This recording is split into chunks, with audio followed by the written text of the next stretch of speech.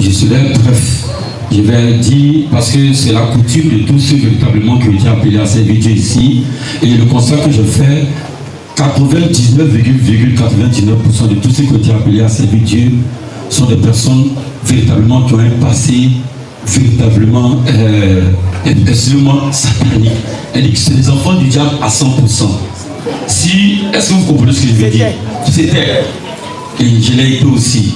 Véritablement, ce qu'on doit pour comprendre le bon frugal, quand Dieu m'a appelé à le servir en 94, à cause de la grâce de Dieu, j'aimais beaucoup jeûner. Et Dieu m'a donné l'onction. J'étais tellement devenu orgueilleux, j'étais imbu de ma personne. Vous comprenez? Donc j'étais désobéissant. Les aînés me disaient, vas-y doucement. J'ai dit non. En ce moment, mon papa était là, vivais aisé, j'avais tout à ma disposition. Donc je ne savais pas que servir Dieu, il y avait d'abord un préalable. L'amour d'abord des âmes, la douceur, la patience, la tolérance. C'est l'âme qui vient, qui doit véritablement être, je peux dire, en guillemets négatif, mais toi, l'homme de Dieu, tu dois savoir trouver le mot juste. En tel enseigne que Dieu en avait marre, et Dieu va permettre que je sois chassé de la maison. Il est bref. Et c'est comme ça que je me suis retrouvé dans la rue. Et dans la rue, je n'avais pas de dortoir. Je ramassais à terre pour manger, je dormais sur les bancs, le marché, c'est comme ça. Et puis, je suis tombé en flânant sur quelqu'un qui habitait la maison de mon père, une commune, avec l'éducation. C'était un dealer. Et c'est dans ça qu'il m'a appris le métier. Et il m'a formé, c'est au cimetière que les transactions se faisaient. Vous voyez, au cimetière, la nuit. Et c'est là que j'ai découvert que dans la nuit, véritablement, il y a un monde impressionnant. Toutes les classes sociales avaient un rendez-vous, les prostituées, toutes ces choses. Et il m'a dit de ne pas aller. Trois choses, c'est important, le Seigneur m'a dit de le dire, excusez-moi. Donc, franchement, c'est tellement horrible ce que j'ai vu là-bas. Et il m'a dit formellement, il ne faut pas aller là-bas. Un endroit, il ne faut pas aller. Et ce jour-là, on n'était pas ensemble, j'étais seul. Il m'a dit, tu sais comment faire, vas-y. Et poussé par la curiosité, je dis, je vais aller voir. C'était au cimetière. En ce moment, c'est à la gare, c'était un cimetière. C'est pas si, voilà. La gare, c'était un cimetière. Qui c'est ça? Voilà. C'était au départ, après on a été délocalisé, maintenant c'est à Millonville. Et c'est comme ça. Je vous assure, il n'y avait pas assez de personnes. Mais les gens avaient des thermos, des glacières. La majorité de ces personnes-là étaient souvent des infirmiers, des médecins. Or, ils faisaient des trafics du corps d'un gars humain. Oui. Ce n'est pas un film, c'est la réalité. Dieu est mon témoin. Trafic d'organes humains. Et ce jour-là, il y avait quelqu'un qui faisait des affaires, non d'affaires, qui voulait accroître ses affaires. Et ils ont attrapé un enfant dans la rue comme ça. Des enfants qui disparaissent là, c'est comme ça. Et ils sont venus parce que le marabout avait demandé du sang frais. Et ce jour-là, ils sont venus parler rapidement. Ils ont égorgé l'enfant sous mes yeux. Oui, ils l'ont dépecé. Ils ont pris les parties qu'ils voulaient. Ça, c'est ce qui m'a marqué. Ça fait un. Deuxième fait. Quand la délocalisation sommes allés au cimetière de Millonville, c'est là-bas qu'on fumait la drogue forte, tout cela. On appelle ça dans le jargon, Assoyor, Pao, et Gnosis. Tous ceux qui se connaissent, ça, ils savent déjà.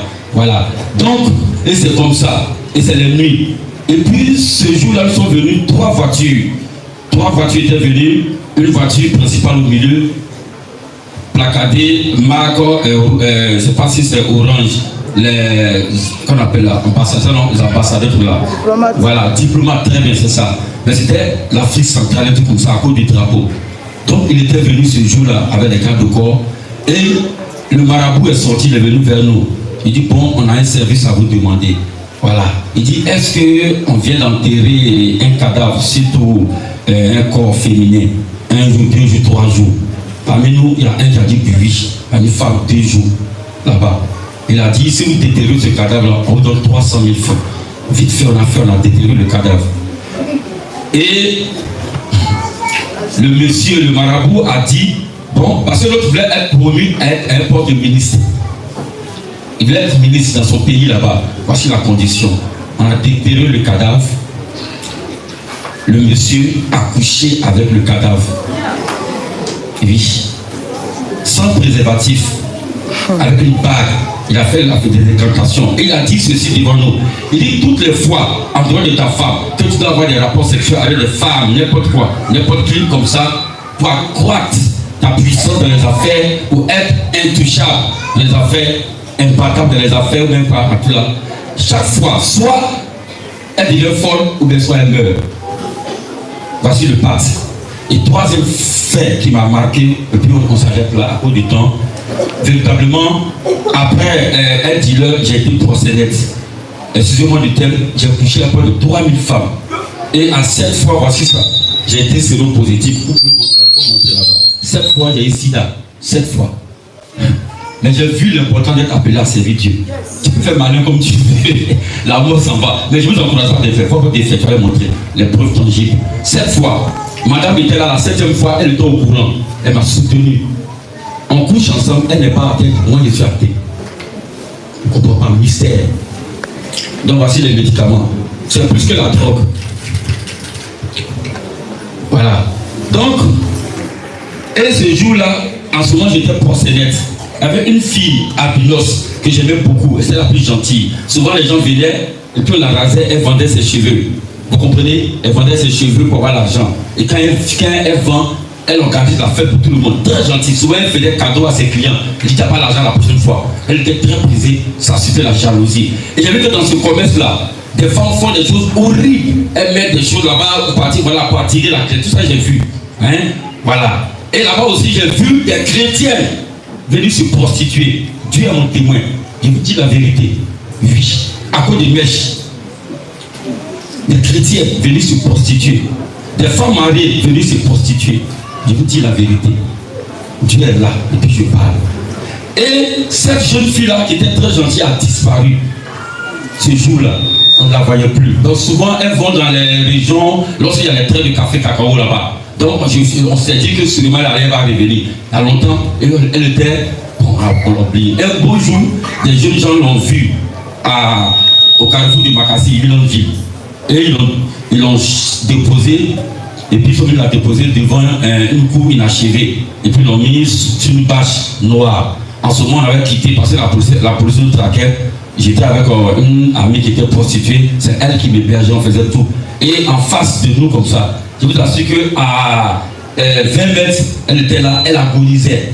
Au même moment qu'elle agonisait, elle souffrait, les autres l'insultaient. Demain encore, tu as venu encore nous ravir nos clients.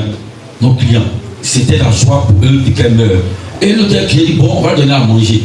Je vous assure, quand je me suis avancé, l'odeur qu'elle dégageait, une odeur nauséabonde, je ne pouvais pas. Je me suis bouché les narines. Je suis allé vers elle. Je lui ai posé la question, mais comment c'est fait que tu t'es trouvé dans cet état? Elle dit non, que bon, je partais, et puis il y a quelqu'un dans sa voiture, une Mercedes, vite été, qui m'a dit, bon, on lui donne 200 000 francs, on va aller un week-end.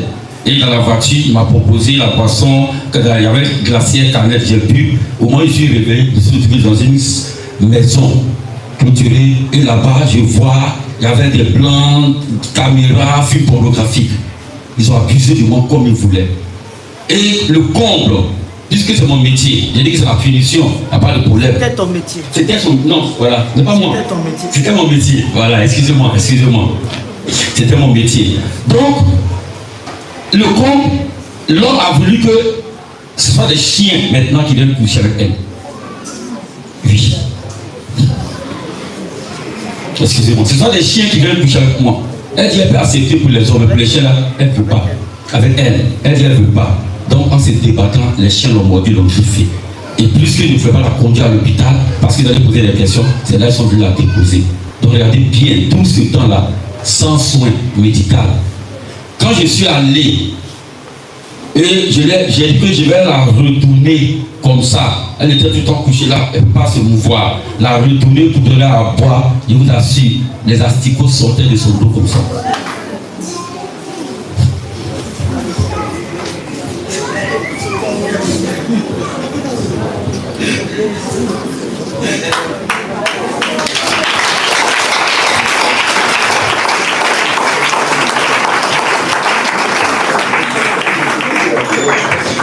Je vous assure, chaque fois qu'elle allait me toquer, elle allait voir pour oublier toutes ces scènes-là. Le Seigneur m'a dit, ne fais pas de mal. Tu vas servir en tant qu'évangéliste. Et je fais de toi mon apôtre. Apôtre, il vient envoyer. Chaque jour, ce sont les scènes que je vois. L'église est impuissante. L'église ne fait rien. Les gens meurent. Et personne, ça ne meurt personne. J'ai permis que tu vois ça pour que tu aies l'amour, la compassion. Et puisque j'étais orgueilleux, j'étais arrogant, j'étais fier, j'étais imbu, Dieu m'a rabaissé à tel enseigné que je dormais à même le sol avec des prostituées, des bandits de grands chemins, d'autres ont pris 20 ans. J'ai échappé à beaucoup de choses. Sur mon corps, c'est des traces de couteau. Il fallait se battre. Mais c'est quand même miraculeux. Aujourd'hui, je sais ce que c'est qu'une âme. Tout le monde m'a connu ici. Quand je suis venu ici, je dormais là-bas. Personne ne savait qui j'étais, sauf l'homme de Dieu, Pasteur Kouma, et puis l'homme de Dieu qui savait. Mais j'ai toujours refusé les places d'honneur. Même aujourd'hui, ce n'est pas prémédité. Mais je fuis. Parce que Dieu m'a fait savoir, il veut élever ses enfants, mais à cause de l'orgueil. Vous savez que le Saint-Esprit, c'est un esprit déjà élevé, supérieur. Il ne peut pas avoir Dieu mettre dans un bateau. Donc il faut que toi, tu sois rabaissé et pour que Dieu t'élève. Mais les gens ne comprennent pas ce langage. C'est là que j'ai voulu. Merci beaucoup.